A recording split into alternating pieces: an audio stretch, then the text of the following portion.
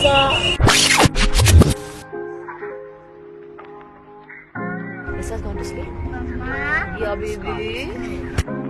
I mean, full disclosure, the real Nissa is someone that I'm still trying to figure out right now. I think when you're at this age, you kind of understand something new about yourself every day. Self-discovery is pretty much the most important part of being a teenager. Stay in a constant state of self-improvement. Especially growing up with the attention, even though my parents pretty much made me blind to it, there was no concept of me understanding why people knew who they were. It was just mom and pop to me. One of the pieces of advice that my dad gave me was my silence made me complicit. They always made me believe that I can do anything I want if I work hard for it. I always feel like whatever I do reflects back on my parents, and my every move is under a magnifying glass. It's something that I've always dealt with, and honestly, for all the haters out there are so many people that say such nice, sweet things about me that I don't even feel like I really deserve. Maybe it's a balance that I don't really mind. My relationship with Nissa started out as her over-anxious mother.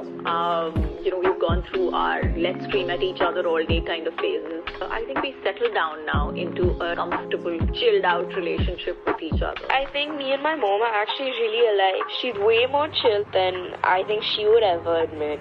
I know that both of us are really loud and both of us don't really have a filter. Sometimes she asks me things and I'm like, oh my god, I would have so done that. But I can't tell her that just so that I can be her mother a little longer.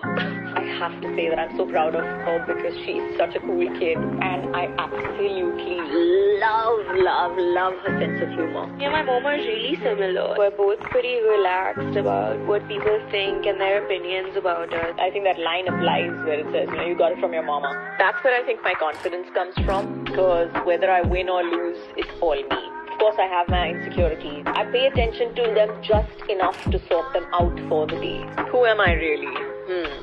Still discovering that. I'd like to believe that I'm pretty much what you see is what you get kind of person. I don't really care about other people's opinions about my decisions, and I think that's one of my strengths. When you're in front of a huge audience that thinks you're too fat, that thinks you're too dark, confidence can be an issue. But like I said, I never really let it matter. If I really want something, I'll consider the pros and cons. And as long as it's vaguely good for me, I'll go for it. And of course, you will have doubts, and you really want it. Where there's a will, there's a way. You'll make it happen. My advice to all young people would be to start thinking. Take 5 minutes to clear the room, clear your head, and start thinking for yourself as to what you want to do, what you think is right. Find your conscience, find your morals, find your ethics,